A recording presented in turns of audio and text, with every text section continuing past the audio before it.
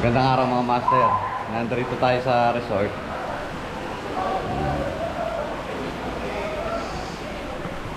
May isi-servicean tayo rito. Palit bearing naman yan lang yata. Saka palit shaft seal. Bearing at shaft seal ang papunta natin. Mabilis ang biyahe mga master, ganyan to Santa Rosa.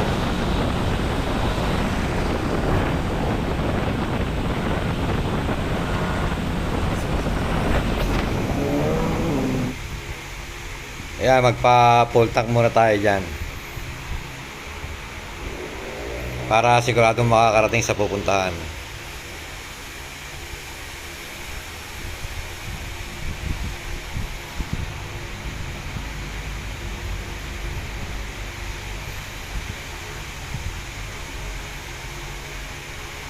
Ayan, full tank 100.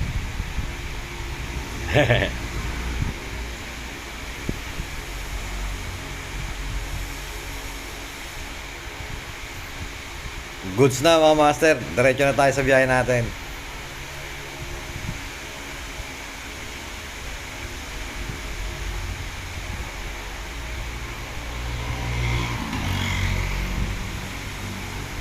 Ilang sandali lang, nandito na ako sa resort na pupuntahan natin. Maganda yung resort na to. Dito lang yan sa Santa Rosa, South Peak Resort.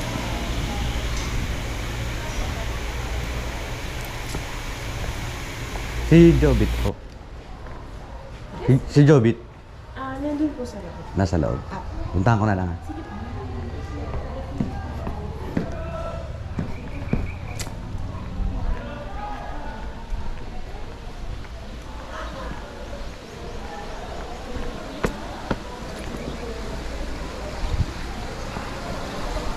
Bit! Bit! Nasigaw ako dyan mga master, akala ko Kuya walang Jobit mga po. nagsiswimming eh. Nasa taas pala. Lumabas?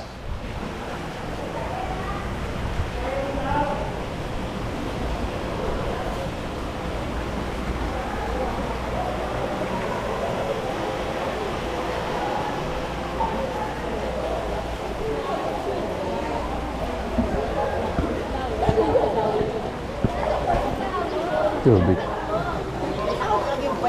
Ano ba ang religion niya?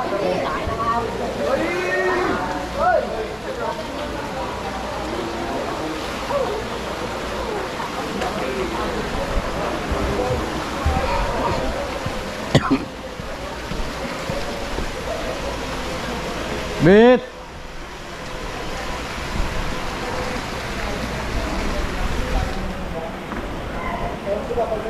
Di mo nakita si Jobit? Si Jobit po parang hindi pa po napasok. Sabi niya maaga siya rito. Wala ako po dito babalik siya. Wala ba yung bike niya?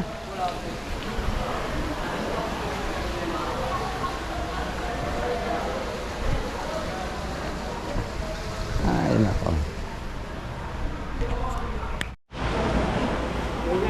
Aling motor?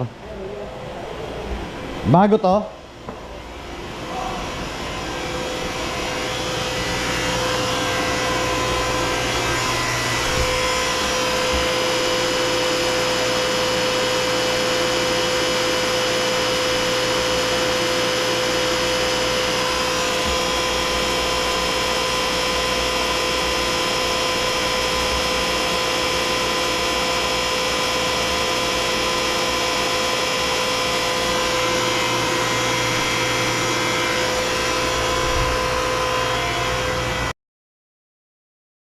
Kumuha na pala ng gamit si Jobit mga master para tulungan niya akong magkalas ng pump. Ayan, kinalas na ni Jobit yung pump. Magkakalas niya, ayan. Hayward pala yung pump natin mga master. 2 HP.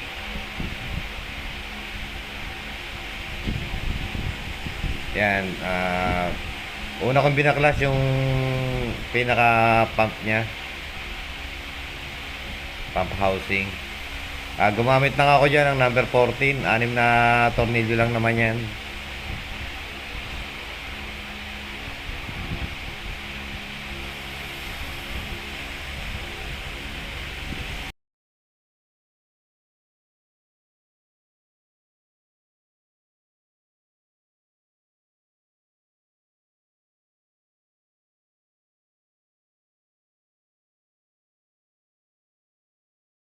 Pag natanggal na yung anim na tornilyo mga master, mapag-iwalay mo na yung cover na yan, ang cover ng pump.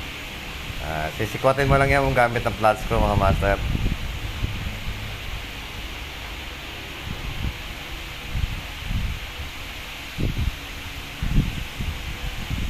Ayan, silikwat ko lang siya ng flat screw.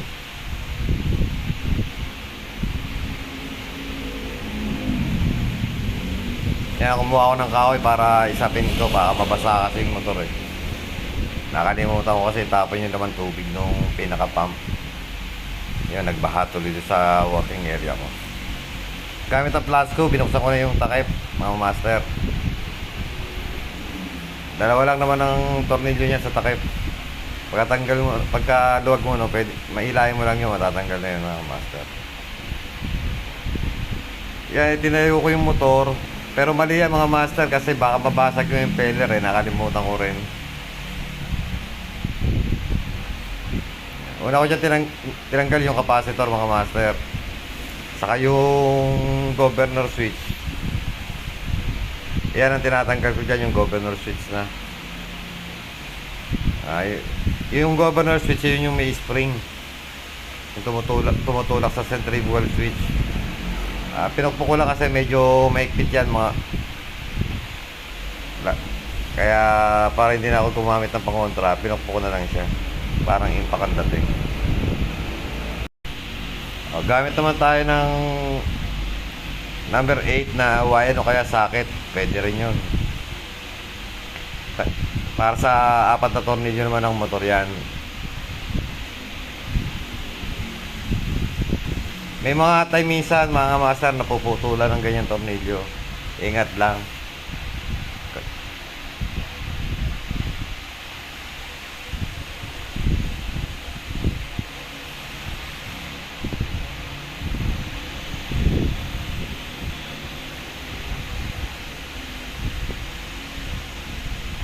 Tamang kwentuhan lang kami dyan nila Jobit habang nagtatrabaho.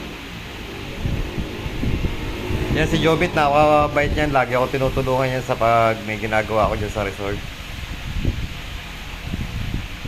Saka lahat ng mga kailangan ko sa trabaho, inaalalayan niya ako.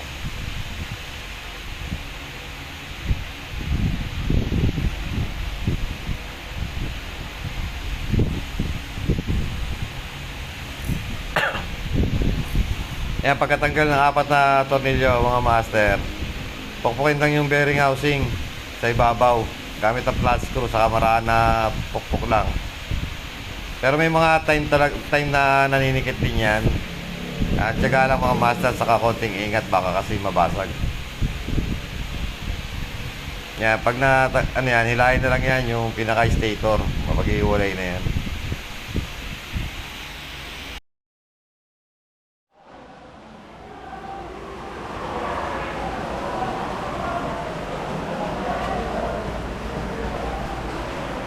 Iuwi ko na lang tong rotor.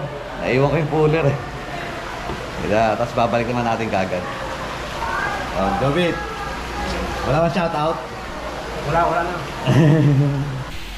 Ayan, pagdating sa shop, kinalas ko kagad yung impeller. Tapos yung shafting, nakita ko medyo marami siyang lime na namuo. Mabilis siyang magkaroon ng lime kasi merong chlorine. Yung pinipilter niya kasi swimming pool nga. Kinahid-kahid ko lang yun ang gamit yung plies. Para pag labas natin ng bearing housing sa ibaba, hindi siya sasabit. May goma yan mga master. Yan, tinatanggal ko goma yan. Huwag nyo kakalimutan ibalik yan mga master kasi yung gomang yan, protection niya para sa pag nagkatagas yung shaft seal, hindi aakyat sa winding yung yung pinaka tubig.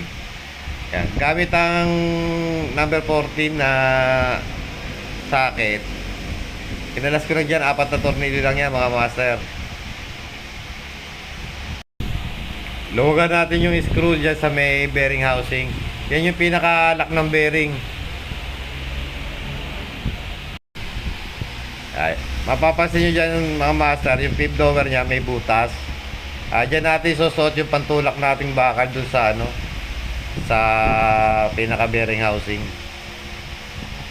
May mga time na matigas talaga yung yung pagkakadikit ng bearing housing doon sa pinaka bearing. Lalo na pag kinalawan kaya nagkaroon ng maraming line. Kaya daan-daan lang kasi medyo madaling mabasag yan eh. Kaya pag dumulas yung pambuta mo dun sa pinaka tinutulak niya, baka babasag yung pinaka blower. Kaya ingat lang mga master.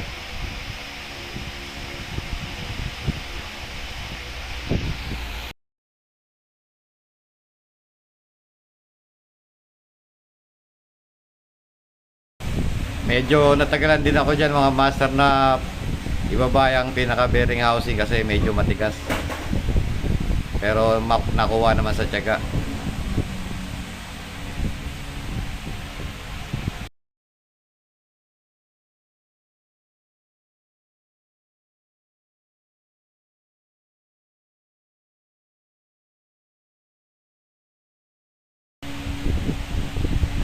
Pagkatanggal ng bearing housing, i-puller naman natin itong bearing. Ang size ng bearing nito sa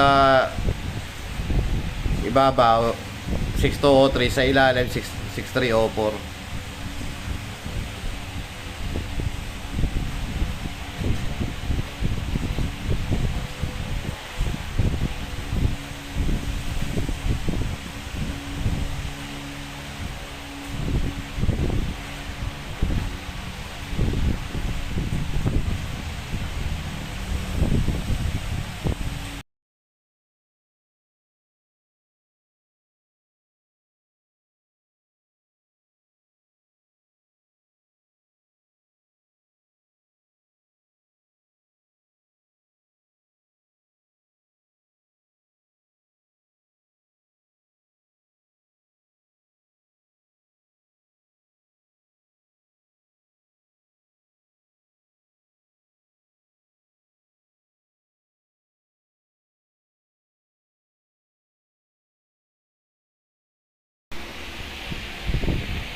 Nilinis ko na rin mga master yung yung pinaka shafting para matanggal yung mga tumigas na line.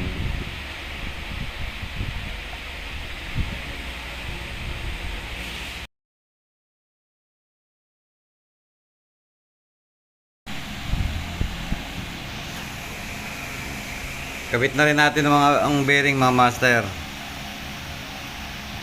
Inuna kong kinabit yung 6304.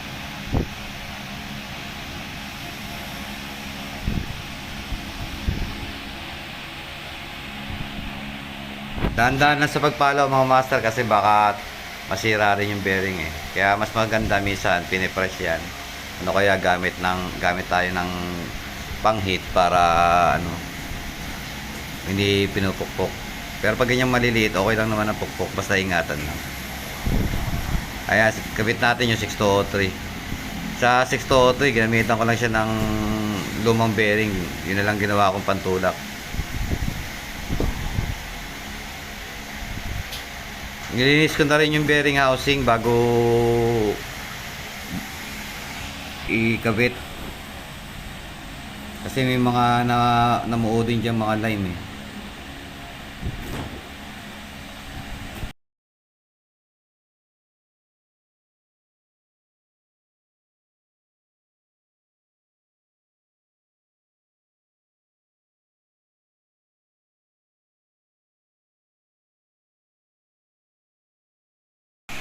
Huwag natin kalimutang higpitan yung block ng ng bearing mga master.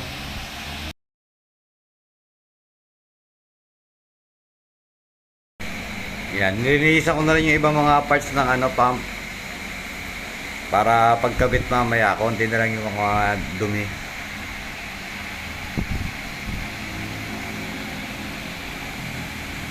Kaya binalik ko yung goma mga master, huwag nyo kakalimutang ibalik yun. Gaya nga nasabi ko mga master, mahalaga yon. Kasi yun yung maharang nga sa tubig na makapunta sa pinaka winding pag nagkatagas yung pinaka shop seal nya.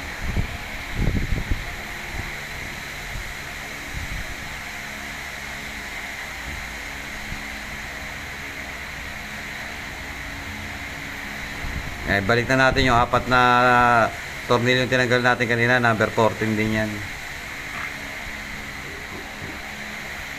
Alalay lang sa paghigpit mga master, kasi minsan sa sobrang higpit nabitak yung kinakapitan niya sa likod. Minsan nababasag lalo na pag sobrang higpit.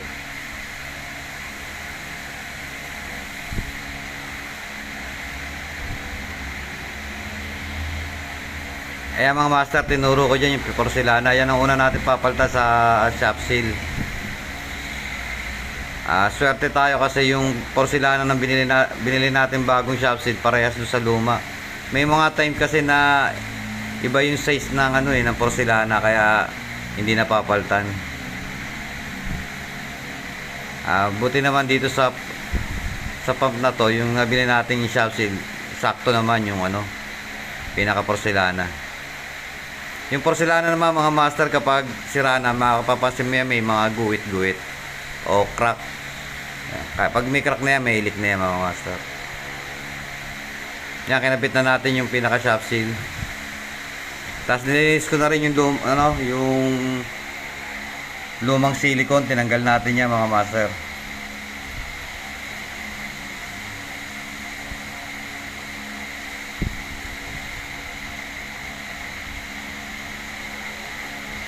Naglalagay tayo ng mga silicone lalo na kapag luma na yung pump, yung pinaka o-ring nya medyo magana. Advisable din naman maglagay ng ng silicone sealant para hindi naman siya magkatagas, kasi pag hindi tayo naglagay niyan, lalo na luma na yung o-ring, natagas.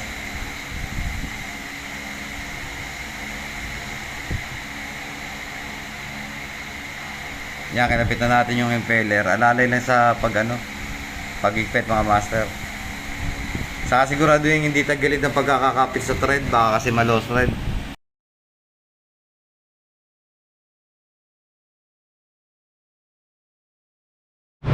Mga master, na tapos natin, napalitan na natin ang bearing saka shop seal.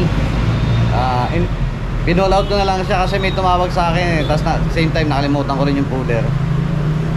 So dinala ko na siya sa shop.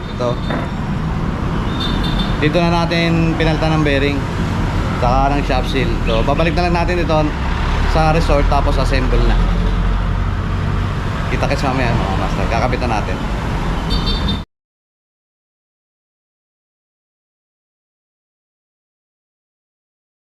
Pagdating sa resort, buuin na natin kagad mga master. Kung nagpakuha ako ng basahan dyan para mapunasan yung yung loob ng pump para matuyo, para pag naglagay tayo ng sealant mamaya kumapit, kasi pag basa hindi kakapit yun, useless lang. Yan, naglalagay na ako dyan mga master ng sealant. Hindi naman ganong makapal, tama lang. Kasi medyo luma na yung o-ring niya, kaya matagal na rin kasi yung motor na yan, mga 3 years na.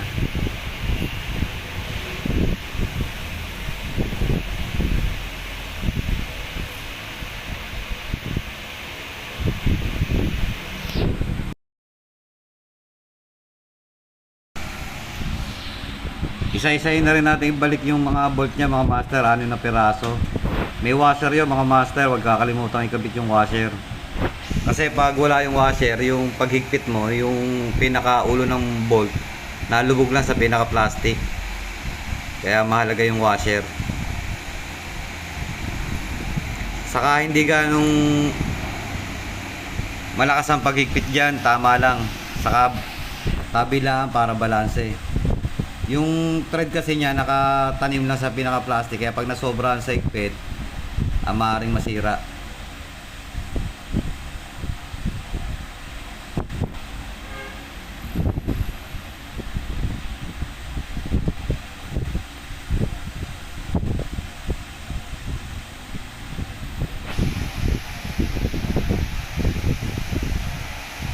Yung tornilyo dyan na dalawa, walang washer, kaya nagpahanap muna ako kay Jobit niyan.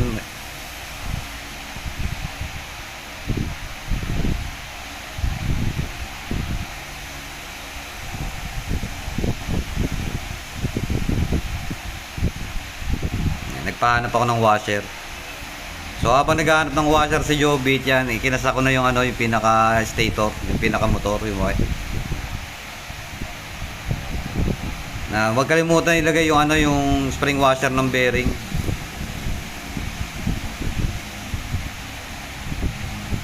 Sunod na rin natin yung 4 na tornilyong mahaba. Gamit lang tayo dyan ng number 8 na panghigpit.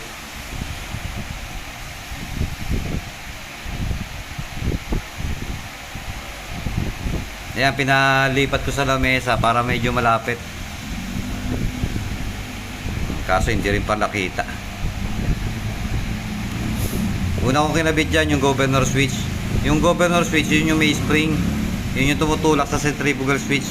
Kumbaga contact point. Nagre-release yun pag na-reach niya na yung pinaka-speed niya. Nakakonekta yung centrifugal switch sa capacitor.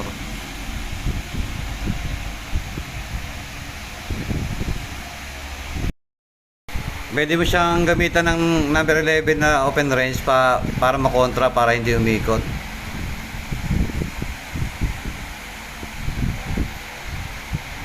Yan, unti-unti na natin na-assemble yung governor switch niyan.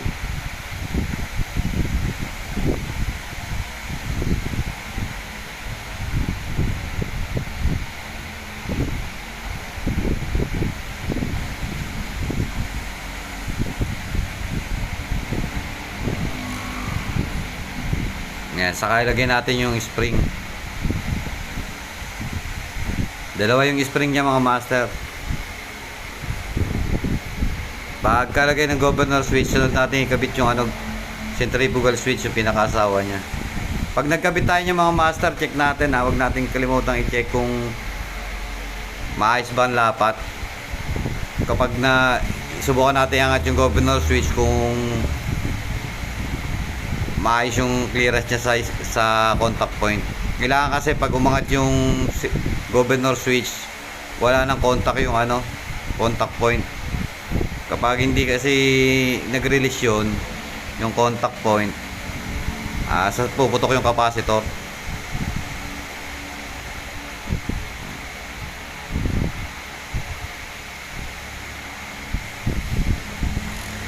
Kaya uli natin kinabit yung capacitor. Pagkakabit natin ang capacitor, yan, kapitan natin yung takip. Goods na yan mga master. Ready to install na yan.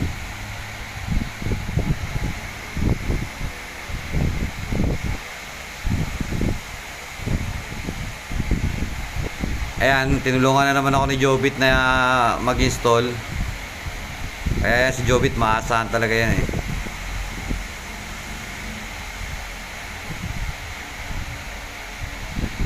Pati sa electrical, siya na rin nagkabit. Ayan mga master, naandar na.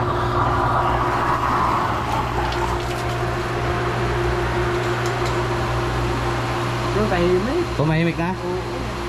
Patingnan natin. Tahimik na mga master. Ba't hindi umangat yung ano, gate? Sira. Pero umiigot na yan. Oo.